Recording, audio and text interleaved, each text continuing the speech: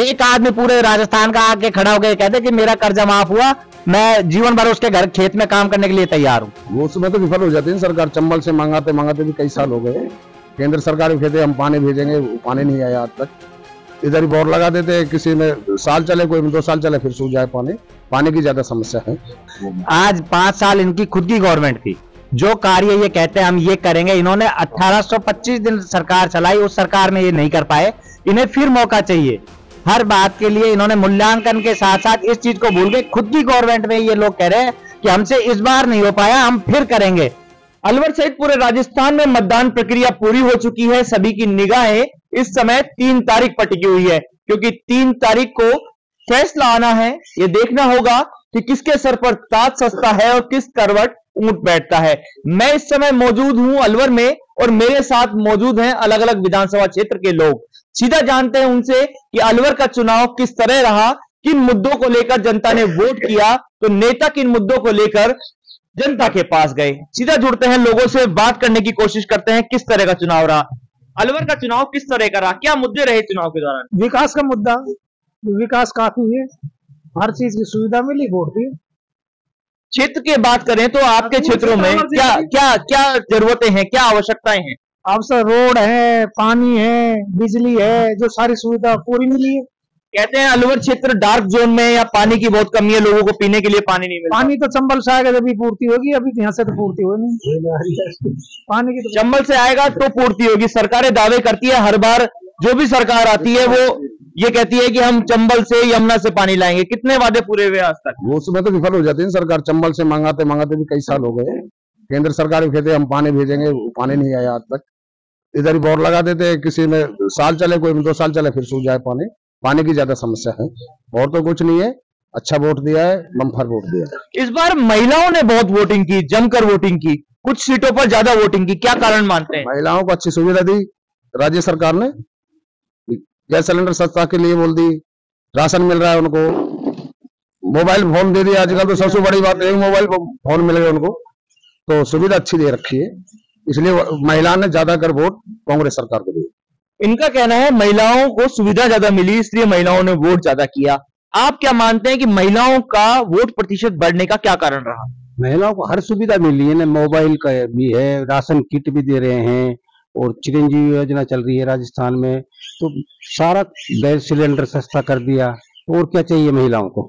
गहलोत जी जो वादे करते हैं, क्या उन वादों को पूरा कर पाए वो। अब किया है ना गहलोत जी ने, सारे वादे चल रहे हैं उनके, पूरे हो रहे हैं। पता तो कौन सा वादा हो रहे हैं, और रहे तो थोड़ा आगे हो जाएंगे। सरकार के द्वारा जो योजनाएं चलाई गई उनका क्या लोगों को फायदा मिला। हाँ, फायदा मिल रहा, पूरा फायदा मिल रहा है। कौन कौन सी खास योजनाएं सारी, जैसे चिरंजीवी योजना है, खास सुरक्षा है, अपने सारी चल रही है, जो भी है। ऐसी कौन सी है जिसका नहीं हो रहा। योजनाओं का फायदा मिला। इनका कहना है कि कांग्रेस द्वारा जो योजनाएं चलाई गई, लोगों ने उसको आधार माना और उस आधार पर वोट दिया। आपका क्या कहना है कि अलवर की जो 11 विधानसभा सीटें हैं, वहां किन मुद्दों को लेकर जनता ने वोट किया। सर, ये 5 साल में जो मूल्यांकन के लिए एक समय आता है, और ये समय था जो हमारा मूल्यांकन हुआ है। जितनी भी नेतागिरी के जो हमारे यहाँ पे राजनीतिक लोग थे, जिन्होंने पिछले 5 साल में कुछ करने का प्रयास किया, जैसा इन्होंने गिनाए कि बहुत सारे कार्य कांग्रेस गवर्नमेंट में किए गए, लेकिन किसी भी कार्य को इनने बोलते समय ये नहीं ध्यान रखते कि हमें किस बात को किस समय के हिसाब से बोलना चाहिए। आज 5 साल इनकी खुद की गवर्नमेंट थी, जो कार्य ये कहते हैं हम ये करेंगे, इन्होंने 1825 दिन सरकार चलाई, उस सरकार में ये नहीं कर पाए। इन्हें फिर मौका चाहिए। हर बात के लिए इन्होंने मूल्यांकन के साथ साथ इस चीज को भूल के खुद की गवर्नमेंट में ये लोग कह रहे हैं कि हमसे इस बार नहीं हो पाया, हम फिर करेंगे। तो ये गारंटी देने की अंतिम समय में जो क्या आवश्यकता पड़ी, यही कि इन्होंने कुछ किया नहीं। ये झूठी गारंटियां देकर, जैसा गहलोत जी अलवर आए थे तो इन्होंने 500 रुपए सिलेंडर बोला, मोदी जी ने 450 रुपए उनके घोषणा पत्र में कह दिया, इन्होंने 500 रुपए घोषणा पत्र में कह दिया। गहलोत जी ने कंपनी बाग में खड़े होकर 400 रुपए बोल के, जैसे सब्जी मंडी में भाव चल रहा हो, कि मन किया जो चीज का तोड़ना है वो तोड़ दो। इन्होंने यहाँ खड़ा होकर कह दिया हम सिलेंडर 400 रुपए में दे देंगे। ये इनका मूल्यांकन है। ये जनता के बीच में सच्चे तरीके से नहीं पहुंच पाए, इसलिए इन्होंने सब्जी मंडी लगाकर लोगों को बार बार चीज तोड़ने का प्रयास किया। तो क्या भाजपा सच्चे मुद्दों को लेकर, सच्ची बातों को लेकर जनता के बीच पहुंची और इस बार उनको फायदा मिलेगा। हमने जितना भी करने का प्रयास किया, हमारे जितने भी बातें थी, जो भी हमारे वादे हैं, हमने पहले भी पूरे करने के प्रयास किए। इनका मैनिफेस्टो उठा लो, इनके पूरे मैनिफेस्टो में इन्होंने यदि 10% भी कार्य पूरे किए हों, जिसमें सबसे पहला तो वो राहुल गांधी जी जो 10 तक गिनती को गिन के गए थे, एक आदमी पूरे राजस्थान का आके खड़ा होकर कहते कि मेरा कर्जा माफ हुआ, मैं जीवन भर उसके घर खेत में काम करने के लिए तैयार हूं। नहीं, लोगों का तो कहना है, अभी हमने बातचीत की, उनका कहना है कि उस क्षेत्र में कर्जे माफ हुए हैं। झूठी कहानी।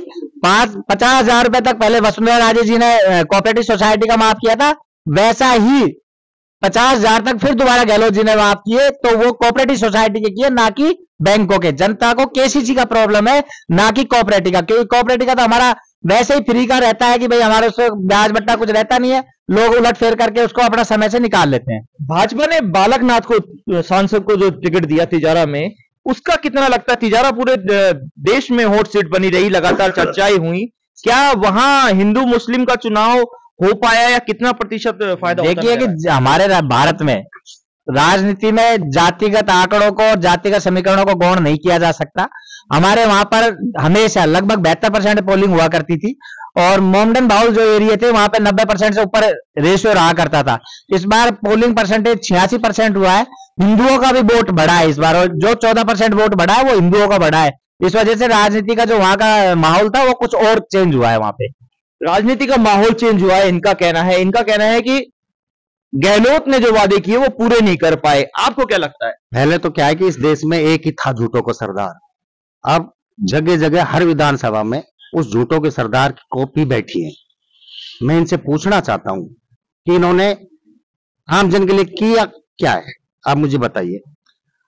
इन्होंने कर्जे माफ वाली बात बताता हूं, क्या भी कह रहे थे कि 1 2 3 4 5 6 ये करने देते, तभी तो सरकार राजस्थान में सरकार थी कांग्रेस की, वहां थी बीजेपी की।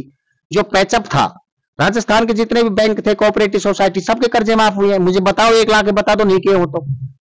ये फालतू की बातें करते हैं, झूठी बातें करते हैं। पहले हमने किए थे वसुंधरा जी, किसी ने नहीं किया। उसके बाद में मैं आपको दूसरी बात और बताना चाहता हूं कि ये सिर्फ और सिर्फ झूठी बातें करते हैं, हिंदू और मुसलमान को लड़ाने का काम करते हैं। फालतू बातों के अलावा इनके पास, इन्होंने धरातल पे 500 रुपए का सिलेंडर किया, क्या जरूरत पड़ रही थी इनको?